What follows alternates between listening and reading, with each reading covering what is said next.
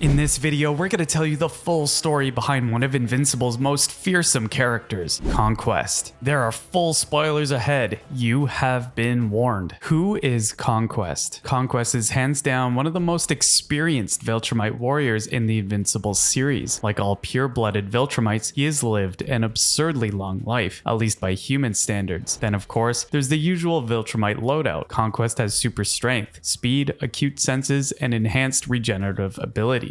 Although not much is known about the details prior to Conquest's appearance within the original Invincible series, what we are well aware of is that he's been around for a very long time, and by that we mean he predates the likes of Omni-Man. That might not sound too impressive at first glance, but keep in mind that Nolan was already hundreds of years old prior to his arrival on Earth. Granted, we have no idea how long Conquest has been around up until this point, only that he's been here for a while, and by the looks of it, this old man has seen and done many things over the millennia. As such, we can only speculate about Conquest's adventures during this period, although we're pretty sure it involved a fair amount of interstellar colonialism and Viltrumite subjugation. Conquest also happens to be one of the few pure Viltrumites who was able to live through the Great Scourge that nearly wiped out their once proud race from the face of the galaxy. And just to prove how tough this guy really is, he was actually infected by the Scourge virus, but ultimately survived the whole ordeal. You'd think that getting through a viral outbreak that decimated 99.99% of your population would at least stack up a bit of good luck for Conquest, but you'd be mistaken. That's because not long after recovering from the Scourge virus, Conquest had the misfortune of finding himself on an exotic planet populated by the savage Ragnar. Conquest survived getting mauled by these creatures, but it came at a price. Specifically, the man lost his right arm, his right eye, and his face was disfigured from the encounter. But all of this just proves one thing: Conquest is not your typical Viltrumite grunt. He's a soldier and survivor. Conquest's conquest. His introduction into the series came right in the aftermath of the so-called Invincible War, an interdimensional skirmish between the evil Mark Graysons from other universes and the heroes of Invincible's home dimension. If you didn't know, the Invincible War was basically the big status quo changing event within the Invincible universe, all condensed into a single issue. The long and short of it is that a bunch of evil Invincibles tried to take over Earth under the command of supervillain Anstrom Levy. A terrible, literally earth-shattering fight ensued between them and the Earth's protectors. In the end, the heroes won. Well, that's overestimating it, really, because it wasn't so much the heroes actually defeating the bad guys than it was the villains just retreating after some infighting went on in their ranks. Regardless, this left planet Earth's defenses at an all-time low, given that various superpowers' infrastructures were absolutely wrecked in the ensuing chaos. That's not to mention too that heroes like Rexplode lost their lives during the war. It didn't take long for the Viltrumite Empire to catch wind of this, and since they've had a lingering itch to subdue Earth and annex it, the Viltrumites concluded that now was the perfect opportunity to jump in and fulfill their long-standing desire. And before you ask, no, the Viltrumite Empire didn't send an army to Earth. That's because they couldn't even if they wanted to, considering that the number of pure-blooded Viltrumites loyal to the Empire at the time were teetering on the brink of extinction. Instead, they sent one lone Viltrumite warrior to take care of Earth. That Viltrumite warrior also happens to be an absolute unit and veteran of many campaigns, Conquest. And believe us when we say that Conquest wasted no time in doing his job. The moment he got to the planet, his first order of business was to make a beeline for Mark and give him an ultimatum. The grizzled old Viltrumite vet told Mark that he had two choices. One, Mark could fulfill his destiny as part of the Viltrumite Empire and be the one to conquer the planet in its stead, or Conquest could just take him out right then and there. Not one to be easily intimidated, Invincible answered with his own third option, violence. So he and Conquest had an epic battle. And by epic, we mean that these two warriors managed to wreck more than an already ravaged infrastructure of the world. And Conquest eventually overpowered Mark thanks to his experience and training. And if that wasn't enough, we also get to see just how savage this burly alien grandpa really is when he expressed how taking out Invincible wasn't just a mission for him, it was a pleasure. Oliver Grayson, Mark's half-brother, who also goes by the superhero name Kid Omni-Man, would try and provide Invincible with some much-needed backup. But even double-teaming someone like Conquest wasn't enough. As a matter of fact, it only made things worse, as Oliver literally almost got torn in half when he tried to step up to this old soldier. So if a double team doesn't work on your target, what is there left to do? Well, you could try upping the ante, but even that won't work on Conquest, especially when you find out what he did to Mark's girlfriend and fellow superhero, Adam Eve. You see, the fight between Mark and Conquest was widely broadcasted live throughout the world. Eve, who's just in a coma after the events of the Invincible War, woke up to only find her lover getting absolutely bodied on live TV. This prompted her to jump off her hospital bed and head straight to their location. To Eve's credit, she did do her best to try and subdue Conquest, but the Viltrumite warrior was just too much of a problem for her. In the end, Conquest blew a hole right in Eve's midsection with a single body shot. Of course, this enraged Invincible as he declared that he would end Conquest when all this was said and done. And if you're a Conquest, it's perfectly understandable to think that this was big talk coming from someone who just got wrecked. But then an upset happens when Mark digs deep and goes full street fight rules on the old Viltrumite warrior. Specifically, Invincible managed to destroy his cybernetic arm despite severely injuring his fist in the process. Mark decided to lock in because right after that, our boy straight up bit a chunk off Conquest's shoulder, and as if on cue, Eve was revealed to still be alive as she helped Mark by charring Conquest's skin with her abilities. This then left Conquest open for Invincible to deliver the finishing blows on Conquest. And that was it. Conquest was no more. Or so everybody thought. Conquest's return. As it turns out, Cecil Stedman had taken Conquest away and made him prisoner. Conquest eventually recovered from his wounds and escaped the GDA's custody and returned to the rest of the Viltrumite fleet. Knowing what happens to members of their race who failed in their missions, Conquest begged the Viltrumite Empire's Grand Regent Thrag to spare his life. Thrag agreed to this, but on one condition, that Conquest finishes off Mark. So the old man takes the deal and brings in a couple of Viltrumite grunts to help him accomplish this. And hey, he even got a new cybernetic arm. Shortly after, Conquest managed to locate Invincible, who was traveling in space on his way to the coalition of planets. In fact, he pretty much found a who's who of the Empire's most wanted here as well, like Oliver and even Nolan Grayson himself. Their encounter started when Oliver rushed to the old Viltrumite warrior. However, the results ended up just like last time. You can even say it went worse than their previous bout, as Conquest effortlessly sent Oliver flying with a single swat. All the while, Invincible and his companions dealt with Conquest's two underlings. Since Oliver was not used to the confines of outer space, Boy started to lose his breath. This forced him to go on a tactical retreat to a nearby planet. Conquest saw this and thought that an isolated Oliver would make an easy target, so he followed him. Perhaps it was the heat of battle, but zooming towards Oliver's location proved to be the spark that would begin Conquest's end. That's because, for one, Invincible saw him heading straight for his half-brother, which prompted Mark to intercept Conquest. For another, Conquest made a critical error when he reached the alien planet's atmosphere. To be specific, he drew breath out. It might seem like an inconsequential thing, but this actually proved to be the grizzled old vet's undoing. You see, exhaling at that moment meant that he was at a disadvantage if someone grabbed a hold of his neck and started strangling him. Well, that's exactly what Mark did when he got close enough to Conquest. Invincible squeezed the old man's neck and squeezed it hard. Sure, Conquest wasn't going down without a fight. In fact, this clash was just as destructive as you'd expect from a couple of superpowered individuals, as both Conquest and Mark crashed and flew past the landscape in the middle of their duel. At this point though, Conquest knew that there just might be a chance that if he was going to take an L against this young half-Viltrumite opponent. So, in a last-ditch effort to try and create some separation from Mark, Conquest pooled all his reserves and managed to get one good shot in. This happened when he used his cannonball fist to hit Mark's belly, the same move he went with when he had a run-in with Adam Eve. But Mark's moxie ultimately came out on top. He never let go of the old warrior's neck until he expired. And this was it. Conquest was truly no more. Conquest had a fitting end as Nolan took it upon himself to give the old man his funeral rites after this whole encounter. Now, the old veteran might have been one violent, sadistic Viltrumite, but as Nolan put it, he was also one of the greatest soldiers that the Viltrumite Empire ever had. And as such, giving him a proper burial was the least Nolan could do to honor the legacy of one of the Empire's truest champions.